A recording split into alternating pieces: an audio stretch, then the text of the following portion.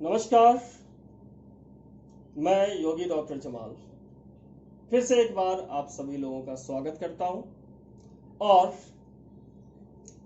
Direct अपने fifth and last point पे आता हूं कि जिसका शीर्षक है डिसिप्लिन्ड डाइटरी प्लान और ऑप्टिमल हेल्थ की प्राप्ति के जो 5 पिलर्स हैं उनमें से एक है लास्ट है। दोस्तों,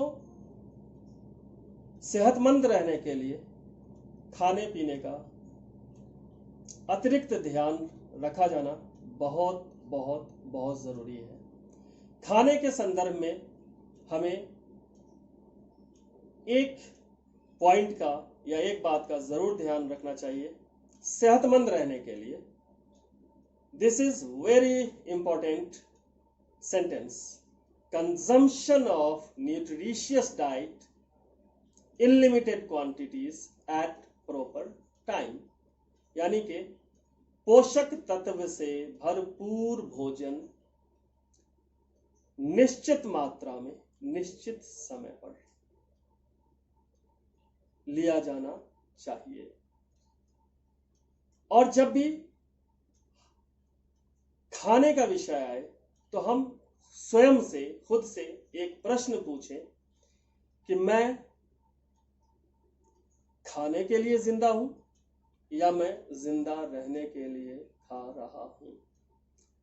अगर उत्तर यह आता है कि मैं खाने के लिए जिंदा हूं तो भूल जाइए सेहतमंद रहना और ऑप्टिमल हेल्थ तो बहुत दूर की बात है। अगर उत्तर यह आता है कि मैं जिंदा रहने के लिए खाता हूं तो फिर जो मैं बात आगे करने जा रहा हूं वो आपके काम की हो सकती है।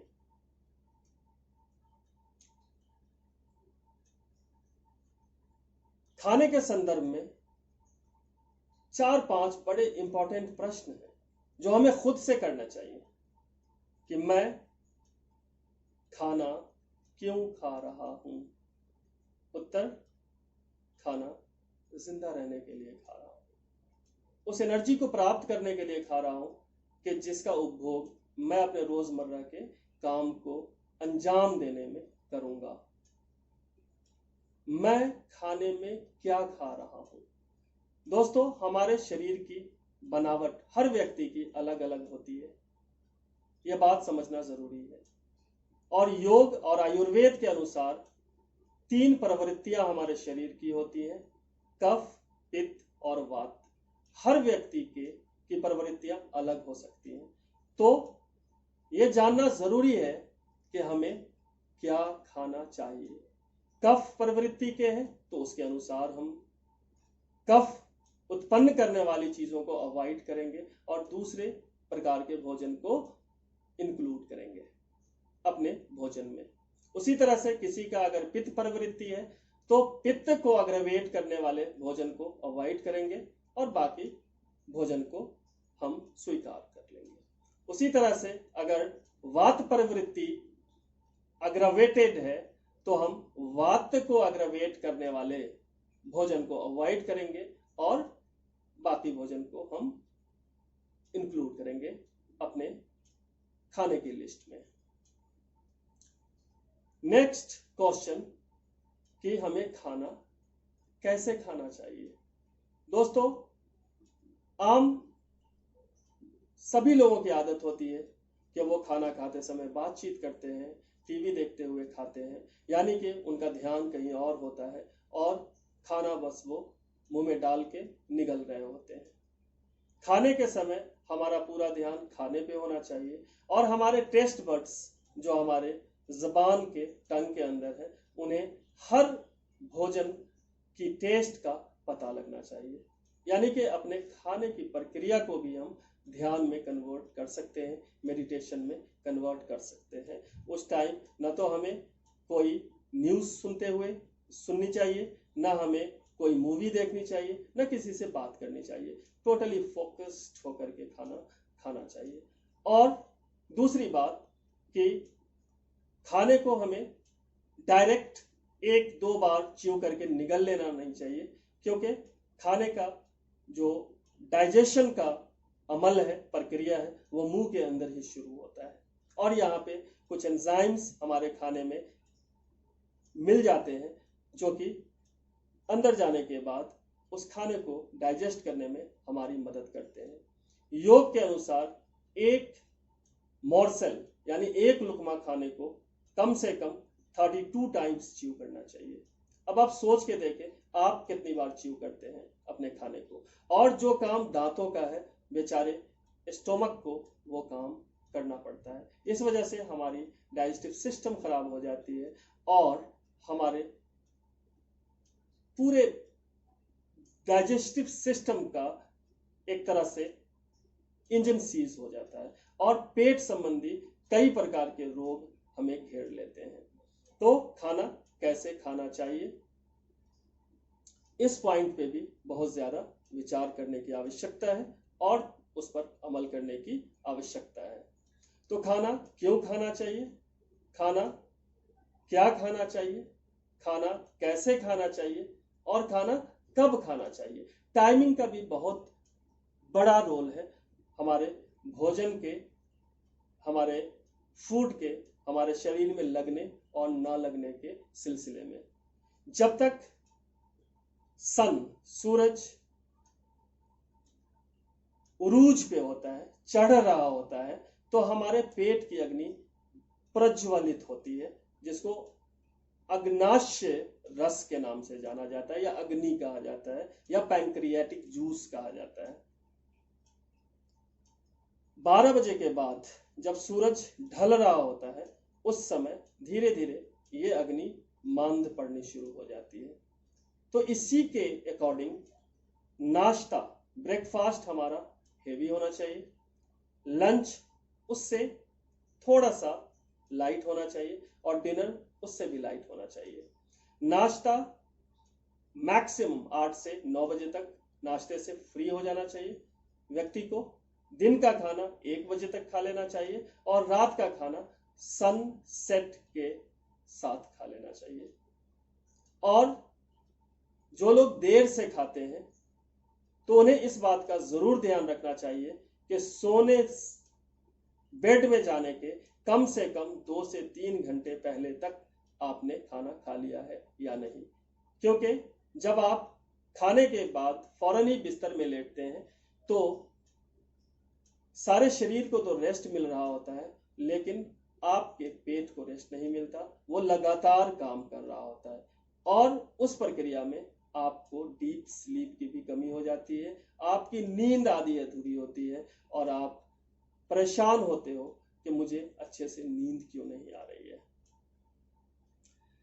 तो खाने के संदर्भ में इन बातों का अगर हम ध्यान रखें कि न्यूट्रिशियस डाइट लें और कुदरती डाइट लें, जमीन से जो उगने वाले पदार्थ हैं, फूड एलिमेंट्स हैं, वेजिटेबल्स हैं, फ्रूट्स हैं, इन सारी चीज़ों का अधिकतर सेवन करें।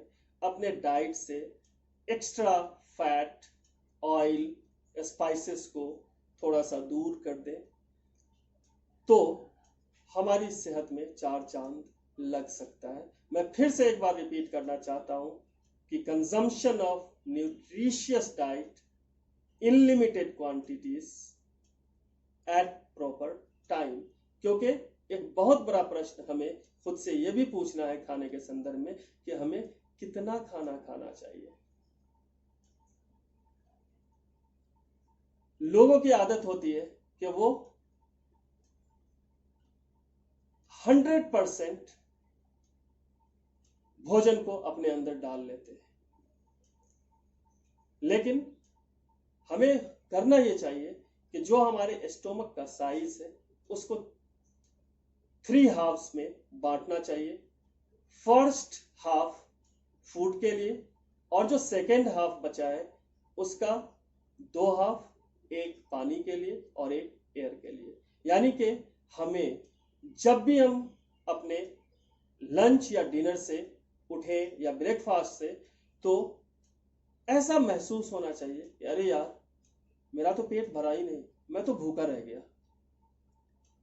ये चीज आपकी जिंदगी में बहुत सारे हेल्थ से रिलेटेड चैलेंजेस को दूर कर सकती है और आपको ऑप्टिमल हेल्थ प्राप्ति की दिशा में और आगे लेकर के जा सकती है। खाने के संदर्भ में भी बहुत सारी बातें हैं कि जिसको की जा सकती हैं, लेकिन मैं संक्षेप में इस बात को यहीं पे समाप्त करता हूं। अगर मौका मिला, अवसर मिला, तो मैं आने वाले वीडियोस में इस पे विस्तार से चर्चा करूंगा। और अगर आप लोगों के मन में कोई डाउट, कोई शंका, कोई प्रश्न आए, तो आप पर्सनली मेरे फोन नंबर पे कॉल करके मुझसे ब्रीफ एक्सप्लेनेशन आप प्राप्त कर सकते हैं, विस्तार से उसके विषय में जान सकते हैं। मेरे व्हाट्सएप नंबर पे भी आप अपने प्रश्न रख सकते हैं, जहां पे मैं आपको आपके सवाल, आपके प्रश्न के मुताबिक उत्तर दे सकता हूं। और अब अंत में समअप करते हुए मैं बताना चाहता हूं कि जो 5 पॉइंट्स, जिन 5 पॉइंट्स पे मैंने चर्चा की है, अगर उन पे अमल करना शुरू कर दे कोई भी व्यक्ति XYZ, तो उसकी जिंदगी में 100% ऑप्टिमल हेल्थ आ सकता है, वो संपूर्ण स्वास्थ्य का स्वामी बन सकता है। अब यहाँ पे जैसे कि बहुत एक जरूरी बात है कि आप सभी लोग इस बात से परिचित हैं कि कोरोना ने पूरी दुनिया में तांडव मचाया हुआ है और ये एपिडेमिक से कई स्टेज आगे जाकर के पैंडेमिक का रूप धारण कर चुका है और हमारे भारत देश में भी इसकी हालत बहुत खराब है। और मैं आपसे बताना चाहता हूं कि चाहे हम घर में कितनी भी एहतियात के साथ रह लें, ये जिस तरह से फैल रहा है, तो आज नहीं तो कल, कल नहीं तो परसों, 6 महीने बाद, साल भर बाद ये हर व्यक्ति तक पहुंचेगा। लेकिन लेकिन लेकिन कुछ लोग 2 छींके करेंगे और कोरोना से मुक्ति प्राप्त कर लेंगे, और कुछ लोग 2-3 रोज बीमार रहेंगे और फिर वो रिकवर हो जाएंगे। कुछ लोग हॉस्पिटल तक जाएंगे, वहां से वापस आएंगे, और कुछ लोग हॉस्पिटल जाएंगे और वहां से वापस नहीं लौटेंगे, बल्कि वो किसी और दुनिया में चले जाएंगे। ये डिपेंड करता है हमारी और आपकी इम्यून सिस्टम के ऊपर में कि जिस व्यक्ति का इम्यून सिस्टम, रोग प्रतिरोधी क्षमता जितनी अधिक होगी, वह कोरोना को उतनी ही आसानी से हरा सकता है। तो मैंने जो टेक्निक्स बताए हैं, जैसे कि deep breathing, other pranayamas, deep stretches, deep meditation, deep sleep and discipline dietary plan, अगर इन पांचों को कंबाइंड कर दिया जाए तो ये हमारे इम्यून सिस्टम को इतना स्ट्रांग बना देता है, रोग प्रतिरोधी क्षमता को इतना स्ट्रांग बना देता है कि मैं कहता हूं कोरोना ही क्या, अगर इससे भी बड़ा खतरनाक कोई वायरस आ जाए तो वह भी आपकी जिंदगी को डिस्टर्ब नहीं कर सकता, आपकी लाइफ को प्रभावित नहीं कर सकता। और ये मैं बड़े दावे के साथ इस बात को कह रहा हूं। तो कोरोना से डरने की बिल्कुल भी जरूरत नहीं है। हाँ, जो गाइडलाइंस वर्ल्ड हेल्थ ऑर्गेनाइजेशन ने जारी किए हैं, ICMR ने जारी किए हैं, और जो हमारा कॉमन सेंस हमें कहता है, बताता है, उन्हें अडॉप्ट करना बहुत जरूरी है। फर्स्ट पॉइंट कि हमें डरना नहीं है, पैनिक्ड नहीं होना है। दूसरा पॉइंट, प्रिकॉशन प्रिकॉशन प्रिकॉशन, एहतियात एहतियात एहतियात। तीसरा point, increase your immune system, increase your immune system, increase your immune system. And fourth one is prayer prayer prayer. अगर हम इन चारों पॉइंट्स पे अमल करें तो 100% कोरोना को हम हरा देंगे और हमारी जीत होगी, हमारी जीत होगी, हमारी जीत होगी। लास्ट में बस ये कहना चाहता हूं कि हमें अपने ब्रेन को, हमें अपने दिमाग को खोलना होगा, हमें नए विचारों को अडॉप्ट करना होगा। अल्लामा इकबाल शायर मशरिक, बहुत बड़े पोइट अपने ज़माने के, उन्होंने क्या खूब ये बात कही थी कि आईने नौ से डरना, तर्ज़े कुहन पे अड़ना, मंजिल यही कठिन है हर फर्द के ज़िंदगी की। तो हमें अपने पुराने ख्यालात में नहीं रहना है, हमें नई चीज़ों को अडॉप्ट करना है। योगा अपने आप में एक कंप्लीट साइंस है, योगा अपने आप में एक मुकम्मल साइंस है, विज्ञान है। इसका धर्म से, मजहब से कोई भी लेना देना नहीं है। योग को अपनी जिंदगी में शामिल करें, स्वस्थ रहें, सुखी रहें, संपन्न रहें और अल्लाह करे कि वो हम सब की जिंदगी को, ईश्वर हम सब की जिंदगी में को प्यार से, मोहब्बत से, सुकून से, सेहत से, तंदुरुस्ती से और अमन से भर दे। अब दोस्तों, इसी बात के साथ आप लोगों से विदा लेता हूं और बहुत जल्द अगले वीडियो में अगले टॉपिक के साथ मैं आपसे मिलूंगा।